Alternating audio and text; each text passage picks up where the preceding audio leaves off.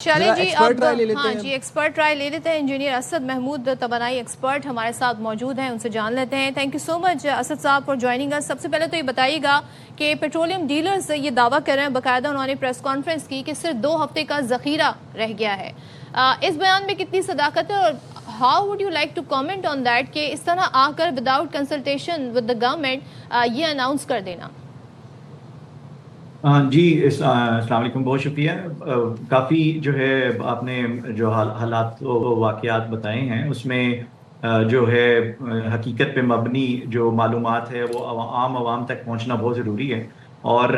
हर एक अपना एक पर्सपेक्टिव हो सकता है, नुक्ता नज़र हो सकता है कि असल मसला सप्लाई चेन का है इनफैक्ट इस सारे मामलात में। कि मिसाल के तौर पे कि अगरचे आपके डिपोज के अंदर जो है ना तेल मौजूद हो सकता है, लेकिन पेट्रोल पंपों तक उसकी तरसील में रुकावटें हैं, या क्योंकि आलमी मार्केट में जिस तरह इंश्योरेंस के अखराजात हैं वो बढ़ते चले जा रहे हैं, तो ऑयल कंपनियों को भी माली मुश्किलात का कहीं ना कहीं सामना दरपेश है। तो देखा जाए तो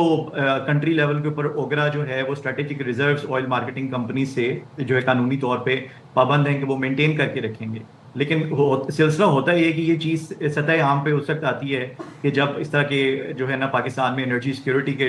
जो है सूरत हाल पेश आती है, तो उस वक्त जो है ये वाले ज़ख़ीरा और बिजली के तवानाई के कितने ज़राए हैं, अवेलेबल हैं, मुयसर हैं, तो कहीं ना कहीं किसी न किसी शक्ल में फिर उस वक्त हम जो चीज़ें हमें जो है रूल्स ऑफ बिजनेस के हिसाब से हस्बे मामूल करनी चाहिए, तो वो हम फिर जो है ना उस पर ज़्यादा फोकस करना शुरू करते हैं, जो कि साथ साथ इक्वल इंपॉर्टेंस दी जानी चाहिए आम दिनों के अंदर भी इस तरह की सूरत हाल से बचने के लिए, ताकि आम आवाम को, जिस तरह प्लानिंग कमीशन में इंटीग्रेटेड एनर्जी प्रोजेक्ट प्लानिंग का प्रोजेक्ट चल रहा है, पावर डिवीजन में चल रहा है, तो ये स्टैटिस्टिक्स उनके पास डेली वीकली डैशबोर्ड जो अब बन रहा है, ये सारी चीजें बाय डिफॉल्ट जो है पब्लिक डोमेन में इंफॉर्मेशन होनी चाहिए इस नौयत की, ताकि आम आवाम जो है अपने रोजमर्रा के जो है ट्रांसपेरेंट इंफॉर्मेशन होगी, तो कोई भी बंदा जो है ना मिसयूज नहीं करेगा उसको, पैनिक नहीं फैलेगा। लेकिन पाकिस्तान के पास 28 दिन का जखीरा होता है, ये बात हमें हुकूमत बता रही है। कितनी गैर जिम्मेदारी का मुजाहरा किया गया जब ये बात कही गई, आके खबर चली कि पाकिस्तान के पास तो पेट्रोल ख़त्म हो गया है और 3-4 दिन का ज़ख़ीरा रह गया, उसके बाद फिर किल्लत पैदा हो जाएगी। खुसूसन ये बड़ी कंपनियां जो हैं वो ज़ख़ीरा कर लेती हैं फिर उसके बाद, और आवाम में एक पैनिक क्रिएट हो जाता है, पैनिक बाइंग करते हैं लोग, और मसनूई किल्लत जो है वो पैदा होती है और उसके बाद फिर ज़ख़ीरा अंदोज़ सरगर्म हो जाते हैं। जी बेसिकली ना ये वही है कि लफ्जी जंग की वजह से आम आवाम पिस जाती है। अब आप ये देखें कि इस तरह के जब अनाउंसमेंट होती है, कल के ही वाकया कुछ कजन्स और जानने वाले थे, वो इस तरह की खबर के बाद जिन्होंने आम दिनों में टैंक आधा भरवाते हैं, मिसाल के तौर पे 5,000 रुपए का भर दें जी, इतने लीटर भर दें, वो इस तरह की सूरत हाल को देखते हुए बहुत से लोग जो साहिब इस्तिताअत थे वो जाके अपनी वैसे ही भरवाने लगे टैंक, यार पता नहीं कल पेट्रोल ना खत्म हो। और फिर ऊपर से जो दूसरा एक ऐलान जो हुआ कि हर हफ्ते के बाद जो इसकी कीमत का जो है अनाउंस की जाएगी, उसकी वजह से एक जो है वो पैनिक आया कि जी अगर इस दफा जो है वो किसी ने महंगा तेल लिया है या अगली दफा प्राइस और बढ़ेगी, जितना भी इजाफा होगा, तो जो बीच में पेट्रोल पंप वाला है वो उससे फायदा भी उठा सकते हैं, उससे नुकसान भी हो सकता है। दोनों तरीके से इसको देखा जाना चाहिए। मतलब हम उनकी मतलब जहाँ 500 मिलियन बराबर नहीं होती, मार्केट में कंपनी ऑपरेटेड पंप्स भी हैं, आप वहां से भी मालूमात देख सकते हैं। और इसमें फिर रेगुलेटर का बड़ा काम है, जो आपकी डिस्ट्रिक्ट मैनेजमेंट को इन्होंने मुतय्यन किया है, आपकी जो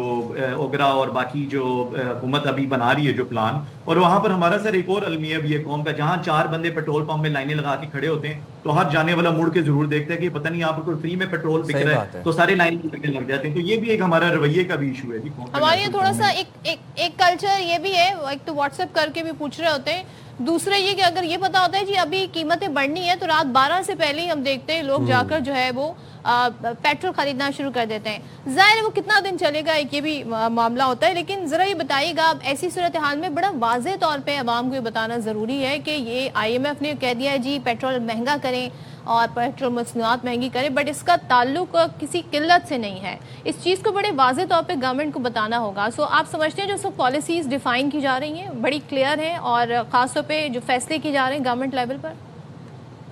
देखिए ये तो IMF की जो प्रोग्राम इस किल्लत से पहले का चल रहा है, और उसमें वो उनका यही रहा है सिलसिला कि सब्सिडी कम से कम की जाए, और अगर अभी भी लेकिन एक जो है उनकी जो रिफॉर्म मेजर्स हैं जिस पे पाकिस्तान ने एग्री किया हुआ है, उसमें से एक था कार्बन लिवी लगेगी आपके जो फर्नेस ऑयल पे, तो फर्नेस ऑयल पे, जिसकी वजह से अभी जो है गैस के अगर जराए कम भी हो रहे हैं, तो you can use dart in your IPPs, all the price उसकी बढ़ती है उसमें, क्योंकि कार्बन लिवी लगा है। और अगर वो कार्बन लिवी लेके भी अगर जो है वो माहौलियात के कामों पे इस्तेमाल नहीं हो रहा, तो फिर तो ये है कि उस पर negotiation, it's all about art of negotiation के IMF के साथ हुकूमत किस तरह बात करती है। और हम एक अच्छी पॉजिटिव इंटेंशन से बात करेंगे अगर, तो माइट भी उनके शायद के तेरे दिल में उतर जाए मेरी बात वाली कैफियत और सूरत हाल हमें देखने को मिले। लेकिन बहरहाल कीमतें पेट्रोल की बढ़नी ही बढ़नी है, और उसके लिए हमें अपने जो है वो रोज़मर्रा जो है ना गैर ज़रूरी जो है मामला, मैं तो उनके कहती ऊपर थोड़े से हूँ अमरीकी सदर को एक रियायती टैरिफ जो है वो लगा देना चाहिए, क्योंकि जंग इन्होंने टैरिफ से ही शुरू की थी, जिसको वो आज यहाँ तक ले आए। हाँ जी, वो इसमें और भी देखें, पेट्रोल का सिर्फ पेट्रोल पे असर नहीं ना आएगा, इस पे आपकी देखें सब्जियां, आपकी डेली कमोडिटीज, आपके किराए बढ़ जाएंगे, उसकी वजह से एक पूरा इकोसिस्टम डिस्टर्ब होगा। तो ये जो आप बात कर रहे हैं कि हम भी कुछ टैरिफ और उसके ऊपर जो है उनसे छूट लेने की बात करें, डेवलपिंग जितने भी डेवलप्ड कंट्रीज हैं उन सब से मिलके, दिस इज द टाइम के हम जैसे और मुल्क जो सख्त मैयर्स लेने लग चुके हैं अभी पेट्रोल जखीरा ना होने की वजह से, तो हम जो है ना ये मिलके जो है ना